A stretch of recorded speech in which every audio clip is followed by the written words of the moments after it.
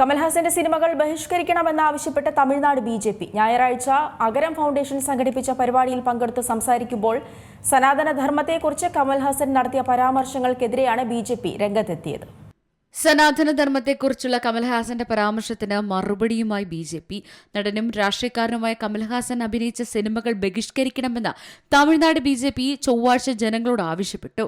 തമിഴ് നടൻ സൂര്യൻ നടത്തുന്ന ലാഭേച്ഛയില്ലാത്ത സംഘടനയായ അഗരം ഫൗണ്ടേഷൻ സംഘടിപ്പിച്ച പരിപാടിയിൽ പങ്കെടുത്ത് സംസാരിക്കുമ്പോൾ സനാതനധർമ്മത്തെക്കുറിച്ച് കമൽഹാസൻ പരാമർശം നടത്തിയത്. രാഷ്ട്രീയത്തെ മാറ്റാൻ വിദ്യാഭ്യാസത്തിന് മാത്രമേ ശക്തിയുള്ളൂ.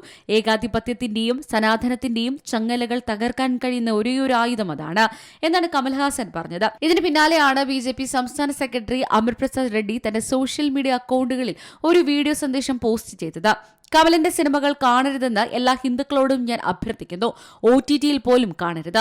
നമ്മൾ ഇത് ചെയ്താൽ ദശലക്ഷക്കണക്കിന് ഹിന്ദുക്കളെ വേദനിപ്പിക്കുന്ന ഇത്തരം നിരുത്തരവാദപരമായ പ്രസ്താവനകൾ പൊതുവേദികളിൽ അവർ പങ്കിടില്ല, അദ്ദേഹം കൂട്ടിച്ചേർത്തു. ഭരണകക്ഷിയായ DMK നിർത്തലാക്കാൻ ആഗ്രഹിക്കുന്ന നീറ്റിനെ കുറിച്ചാണ് നടൻ പരാമർശിച്ചത്. National desk Zee Malayalam news.